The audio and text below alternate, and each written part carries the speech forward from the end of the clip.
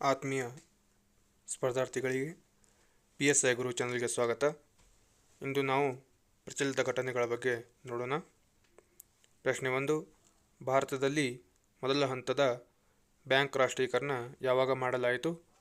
ಆಯ್ಕೆ 1 1980, 2 1969, 3 1970, 4 1991. ಸರಿಯಾದ ಉತ್ತರ ಆಯ್ಕೆ 2 1969. ಈ ಪ್ರಶ್ನೆಗೆ ಸಂಬಂಧಪಟ್ಟ ಪ್ರಶ್ನೆ ಮತ್ತು ಉತ್ತರಗಳು. ಬ್ಯಾಂಕ್ಗಳ ರಾಷ್ಟ್ರೀಕರಣವನ್ನು 2 ಹಂತಗಳಲ್ಲಿ ಮಾಡಲಾಗಿದೆ. ಮೊದಲನೇ ಹಂತ 1969 ಜುಲೈ 19ರಂದು ಮಾಡಲಾಯಿತು. ಇದರಲ್ಲಿ 14 ಬ್ಯಾಂಕ್ಗಳನ್ನು ರಾಷ್ಟ್ರೀಕರಣ ಮಾಡಲಾಯಿತು. 50 ಕೋಟಿ ಬಂಡವಾಳ ಹೊಂದಿದ ಬ್ಯಾಂಕ್ಗಳನ್ನು ಮಾತ್ರ ರಾಷ್ಟ್ರೀಕರಣ ಎಂದು ಮಾಡಲಾಯಿತು. ಆಗ ಪ್ರಧಾನಮಂತ್ರಿ ಇಂದಿರಾ ಗಾಂಧಿ ಆಗಿದ್ದರು ಮತ್ತು RBI ಗವರ್ನರ್ LK ಜಾರ್ ಆಗಿದ್ದರು. ಮತ್ತು ಎರಡನೇ ಹಂತ 1980 ಏಪ್ರಿಲ್ 15ರಂದು ಮಾಡಲಾಯಿತು.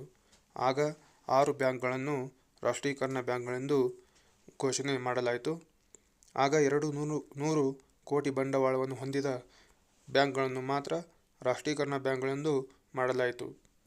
ಆಗ ಪ್ರಧಾನಮಂತ್ರಿ ಇಂದಿರಾ ಗಾಂಧಿಯವರಾಗಿದ್ದರು ಮತ್ತು ಆಗಿನ RBI ಗವರ್ನರ್ IJ ಪಾಟೇಲ್ ಆಗಿದ್ದರು. ಪ್ರಶ್ನೆ 2. ದೇಶದ ಮೊದಲ ಮಹಿಳಾ ಪದವೀಧರರು ಯಾರು? ಆಯ್ಕೆ 1 ಕದಂಬನಿ ಗಂಗೋಲಿ, 2 ವಿಜಯಲಕ್ಷ್ಮಿ ಪಂಡಿತ್, 3 ಫಾತಿಮಾ ಬೀವಿ, 4 ಮೀರಾ ಕುಮಾರಿ. ಸರಿಯಾದ ಉತ್ತರ ಆಯ್ಕೆ 1 ಕದಂಬನಿ ಗಂಗೋಲಿ. ಈ ಪ್ರಶ್ನೆಗೆ ಸಂಬಂಧಪಟ್ಟ ಪ್ರಶ್ನೆ ಮತ್ತು ಉತ್ತರಗಳು. ಭಾರತದಲ್ಲಿ ಸಾಧನೆಗೈದ ಮೊದಲ ಮಹಿಳೆಯರು. ವಿಶ್ವಸಂಸ್ಥೆಯ ಸಾಮಾನ್ಯ ಸಭೆಯ ಅಧ್ಯಕ್ಷತೆ ವಿಜಯಲಕ್ಷ್ಮಿ ಪಂಡಿತ್ ಅವರು ವಹಿಸಿದ್ದರು.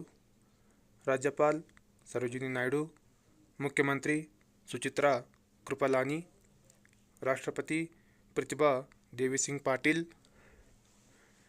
ಲೋಕಸಭೆ ಸ್ಪೀಕರ್ ಮೀರಾ ಕುಮಾರ್, ವಿಧಾನಸಭಾ ಸ್ಪೀಕರ್ ಶನ್ನೋ ದೇವಿ, ಕ್ಯಾಬಿನೆಟ್ ಸಚಿವೆ ಅಮೃತಾ ಕೌರ್ ಆಗಿದ್ದರು. ಮತ್ತು ಸುಪ್ರೀಂ ಕೋರ್ಟ್ ನ್ಯಾಯಾಧೀಶರು ಫಾತಿಮಾ ಬೀವಿ. ರಾಷ್ಟ್ರೀಯ ಕಾಂಗ್ರೆಸ್ಸಿನ ಅಧ್ಯಕ್ಷತೆಯನ್ನು ವಹಿಸಿದ ಮೊದಲ ಮಹಿಳೆ ಅನಿ ಬೆಸೆಂಟ್ ಮತ್ತು ರಾಷ್ಟ್ರೀಯ ಕಾಂಗ್ರೆಸ್ಸಿನ ಅಧ್ಯಕ್ಷತೆಯನ್ನು ವಹಿಸಿದ ಭಾರತದ ಮೊದಲ ಮಹಿಳೆ ಸರೋಜಿನಿ ನಾಯ್ಡು ಆಗಿದ್ದಾರೆ. ಪ್ರಶ್ನೆ 3.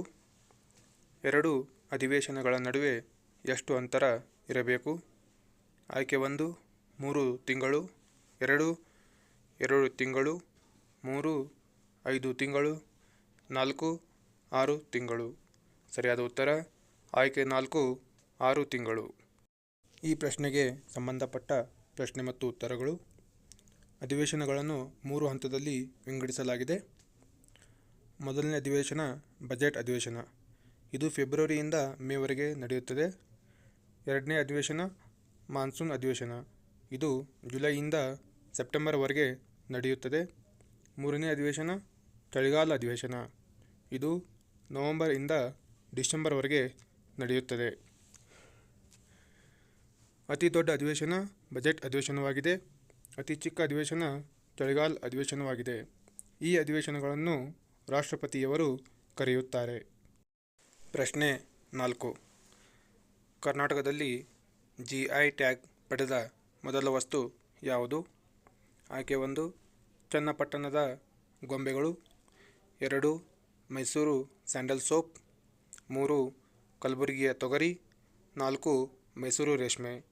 ಸರಿಯಾದ ಉತ್ತರ ಆಯ್ಕೆ 4 ಮೈಸೂರು ರೇಷ್ಮೆಯಾಗಿದೆ.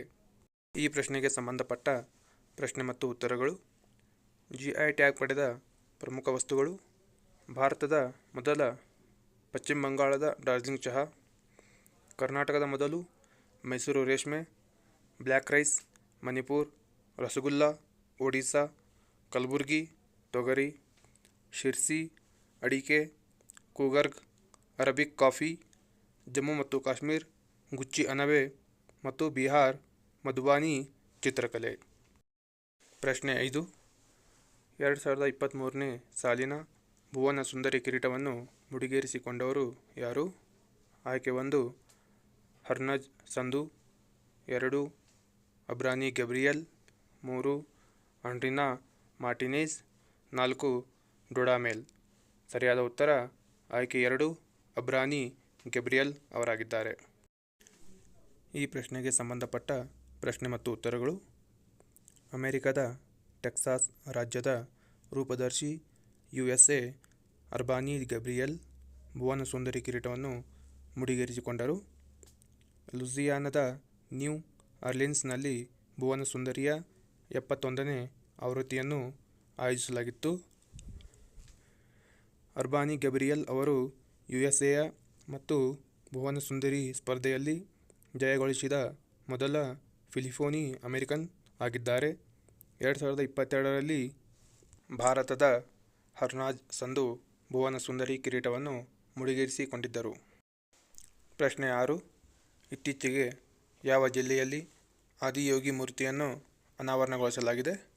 ಆಯ್ಕೆ 1 ಬೆಂಗಳೂರು, 2 ಮೈಸೂರು, 3 ಚಿಕ್ಕಬಳ್ಳಾಪುರ, 4 ಕೊಡಗು. ಸರಿಯಾದ ಉತ್ತರ ಆಯ್ಕೆ 3 ಚಿಕ್ಕಬಳ್ಳಾಪುರ. ಈ ಪ್ರಶ್ನೆಗೆ ಸಂಬಂಧಪಟ್ಟ ಮಾಹಿತಿ. ಚಿಕ್ಕಬಳ್ಳಾಪುರ ಜಿಲ್ಲೆಯ ಅವಲಗುರ್ಕಿ ಸಮೀಪದ ಜಾಲರಿ ನರಸಿಂಹಸ್ವಾಮಿ ಬೆಟ್ಟದ ಬಳಿ ಈಶಾಯೋಗ ಕೇಂದ್ರ ನಿರ್ಮಿಸಿರುವ 112 ಅಡಿ ಎತ್ತರದ ಆದಿಯೋಗಿ ಮೂರ್ತಿಯನ್ನು ಅನಾವರಣಗೊಳಿಸಲಾಯಿತು. ಪ್ರಶ್ನೆ 7. ಯಾವ ರಾಜ್ಯದ ಯೋಗಾಥಾನ್ 2023ರ ಕಾರ್ಯಕ್ರಮವು ಗಿನ್ನಿಸ್ ದಾಖಲೆಯನ್ನು ಬರೆದಿದೆ? ಆಯ್ಕೆ 1 ಕರ್ನಾಟಕ, 2 ಮಹಾರಾಷ್ಟ್ರ, 3 ಕೇರಳ, 4 ತಮಿಳುನಾಡು. ಸರಿಯಾದ ಉತ್ತರ ಆಯ್ಕೆ 1 ಕರ್ನಾಟಕ. ಈ ಪ್ರಶ್ನೆಗೆ ಸಂಬಂಧಿಸಿದ ಪ್ರಶ್ನೆ ಮತ್ತು ಉತ್ತರಗಳು. 26ನೇ ರಾಷ್ಟ್ರೀಯ ಯುವ ಜನೋತ್ಸವದ ಅಂಗವಾಗಿ ರಾಜ್ಯಾದ್ಯಂತ ನಡೆದ ಯೋಗಾಥಾನ್ ಗಿನ್ನಿಸ್ ದಾಖಲೆಗೆ ಸೇರಿದೆ. ರಾಜ್ಯಾದ್ಯಂತ ನಡೆದ ಯೋಗಾಥಾನ್ದಲ್ಲಿ 4,05,255 ಜನ ಏಕಕಾಲದಲ್ಲಿ ಯೋಗ ಪ್ರದರ್ಶನ ಮಾಡುವುದರ ಮೂಲಕ ಗಿನ್ನಿಸ್ ದಾಖಲೆಯನ್ನು ಕರ್ನಾಟಕ ರಾಜ್ಯದ ಹೆಸರಿನಲ್ಲಿ ಬರೆದಿದ್ದಾರೆ. ಇದನ್ನು ರೇಷ್ಮೆ ಯುವ ಸಬಲೀಕರಣ ಸಚಿವರು ತಿಳಿಸಿದ್ದಾರೆ. ಪ್ರಶ್ನೆ 8. ದಾವೋಸ್ ಶೃಂಗಸಭೆಯು ಯಾವುದಕ್ಕೆ ಸಂಬಂಧಿಸಿದೆ? ಆಯ್ಕೆ 1 IMF, 2 world bank, 3 world economic forum, 4 ಮೇಲಿನ ಯಾವುದೂ ಅಲ್ಲ. ಸರಿಯಾದ ಉತ್ತರ ಆಯ್ಕೆ 3 ವರ್ಲ್ಡ್ ಎಕನಾಮಿಕ್ ಫೋರಂ. ಪ್ರಶ್ನೆ 9. ಜಾಗತಿಕವಾಗಿ ಅತಿ ಹೆಚ್ಚು ಕೇಸರಿ ಉತ್ಪಾದಿಸುವ ದೇಶ ಯಾವುದು? ಆಯ್ಕೆ 1 ಭಾರತ, 2 ಚೀನಾ, 3 ಇರಾನ್, 4 ಇರಾಕ್. ಸರಿಯಾದ ಉತ್ತರ ಆಯ್ಕೆ 3 ಇರಾನ್. ಈ ಪ್ರಶ್ನೆಗೆ ಸಂಬಂಧಪಟ್ಟ ಪ್ರಶ್ನೆ ಮತ್ತು ಉತ್ತರಗಳು. ಭಾರತ ಕೇಸರಿ ಉತ್ಪಾದಿಸುವ ದೇಶಗಳ ಪಟ್ಟಿಯಲ್ಲಿ 2ನೇ ಸ್ಥಾನದಲ್ಲಿದೆ. ವಾರ್ಷಿಕವಾಗಿ ಭಾರತವು 10 ರಿಂದ 12 ಟನ್ ವರೆಗೂ ಕೇಸರಿಯನ್ನು ಉತ್ಪಾದಿಸುತ್ತದೆ.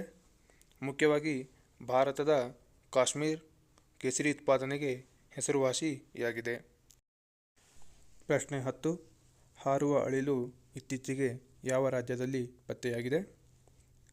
ಆಯ್ಕೆ 1 ಕರ್ನಾಟಕ, 2 ಮಹಾರಾಷ್ಟ್ರ, 3 ಅಸ್ಸಾಂ, 4 ಅರುಣಾಚಲ ಪ್ರದೇಶ್.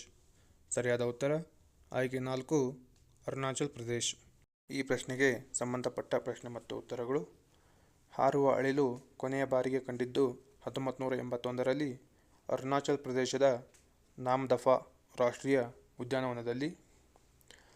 ತದನಂತರ ಮತ್ತೆ ಇವಾಗ 4 ದಶಕಗಳ ನಂತರ ಅರುಣಾಚಲ ಪ್ರದೇಶದಲ್ಲಿ ಕಂಡುಬಂದಿದೆ. ಪ್ರಶ್ನೆ 11. ವಿಶ್ವಸಂಸ್ಥೆಯ ಅಂಕಿಅಂಶದ ಪ್ರಕಾರ ಇತ್ತೀಚೆಗೆ ಅತಿ ಹೆಚ್ಚು ಜನಸಂಖ್ಯೆ ಹೊಂದಿರುವ ದೇಶ ಯಾವುದು? ಆಯ್ಕೆ 1 ಭಾರತ ಮತ್ತು ಚೀನಾ, 2 ಭಾರತ, 3 ಚೀನಾ, 4 ಅಮೆರಿಕ. ಸರಿಯಾದ ಉತ್ತರ ಭಾರತ. ಈ ಪ್ರಶ್ನೆಗೆ ಸಂಬಂಧಪಟ್ಟ ಪ್ರಶ್ನೆ ಮತ್ತು ಉತ್ತರಗಳು. ಭಾರತ 142.86 ಕೋಟಿ ಜನಸಂಖ್ಯೆ ಹೊಂದುವುದರ ಮೂಲಕ ವಿಶ್ವದ ಅತಿ ಹೆಚ್ಚು ಜನಸಂಖ್ಯೆ ಹೊಂದಿರುವ ದೇಶ ಎನ್ನಲಾಗಿದೆ. ಚೀನಾ 140.9 ಕೋಟಿ ಜನಸಂಖ್ಯೆಯನ್ನು ಹೊಂದುವುದರ ಮೂಲಕ 2ನೇ ಸ್ಥಾನದಲ್ಲಿದೆ.